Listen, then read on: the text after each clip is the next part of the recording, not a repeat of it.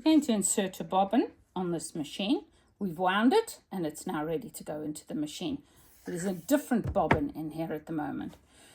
This machine is set into a table and I can't lift it up, so we are going to just look at it through as it is now. So you can lift up this, it comes out. It's the cover for your bobbin, and then this can lie flat usually. Because it's in a table, obviously it's not doing that. So you can see there's your bobbin inside the machine, and its tab is towards me, the open part of the tab. So I'm going to put my hand in there, I'm going to grab the tab and I'm going to pull it out. And the reason I grab the tab is to release it from the bobbin race. Your needle needs to be in the up position or you won't be able to get your bobbin out. So what we do is we grab this little tab over here. Let me show you with this. You're going to grab this little tab here and you're going to pull it towards you.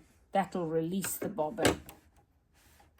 And it's a bit more awkward when it's this way. And you take it out. So it goes in like this. A lot of front-loading machines, it obviously goes into the machine in this orientation like this. But in this machine, it goes in this position here. So we can release that now and your bobbin will come out. Okay, so your bobbin is now out. And it just so happens it was empty. Anyway, we're going to grab a new bobbin. And it's been wound on this machine. And the texture of this is nice and firm. If your bobbin is not wound firmly, don't bother to use it. Because honestly, it is not going to give you the decent stitch quality that you need. So I would use that or wind from this bad bobbin onto a new bobbin, making sure it goes through all of the correct places as we've shown you. So we're going to put that into our bobbin case. We want this to be in the shape of the letter P. So it goes down and up and round. So we've got a more or less a letter P like that. Okay. And then you're going to take your bobbin case and you're going to bring it towards this. I'm going to try and get this like this. Pretend it's facing sideways like this, but you can't see. So I'm going to put it like this. Here's your bobbin with the letter P. There it is. I'm just turning it. And here's your bobbin case and I'm holding the tab. Now you engage the one into the other. And as soon as it's in, you can release the tab. Okay. Next, you take your thread and it goes into that groove there. And then you pull it upwards. So it goes under the spring, which is the tension disc, tensioning for your bobbin. And you pull it. I'm going to try the other way around. And you're going to hold your thread and you're going to pull it until it makes that gentle little click. So let's go away a little bit so you can see it's now in that hole. Okay, let's do that once more. Sorry, I'll just go out of camera shot for a second to disengage the bobbin.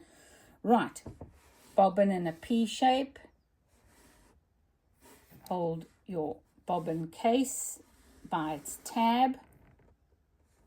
Engage the bobbin into the bobbin case and then release the little tab.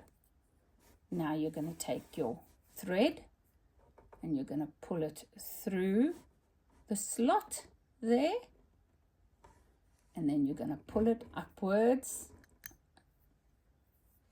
Didn't go into the slot. Now put it into the slot again and then pull upwards until it goes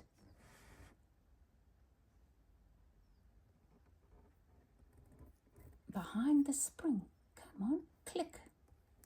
Must be very tight if it's not clicking. There you go, it's just done it. I had to pull slightly downwards on this one, and it's now behind the spring and in the little hole here. Okay, there's my thread. I'm now ready to put my bobbin into the machine. Here's the spindle on which it goes. You can just see that there. under my finger. Let me see if I can point it out to you with this pair of scissors. That's the spindle, which the hole in your bobbin goes into. Okay, now orientation. This is the way it's going to go in. Spring facing you. All right, so you pull the spring up. Remember, we've already put our thread through. Pull the spring towards you and hold it with your thumb and forefinger like that. The bobbin can't fall out now because that's what that spring does, is it actually holds it. You then engage the hole in your bobbin with the little post in your bobbin race. And I'm doing this completely blind, as I cannot see what I'm doing at all. But once you've got it in, there it is. I'm going to give it a push. If it's in the right place, it will click into place if it's not in place. If it's in place, it won't click, but it equally won't fall out. So if you try and move this, your bobbin is not going to fall out. Okay, so sometimes you will hear it click if it wasn't engaged. But if you've held that spring back and pushed it in all the way, that little spring locks over the end of that pin. And that's how your bobbin needs to be. And then here's your tail, which we are going to pull up as soon as we've wound the bobbin.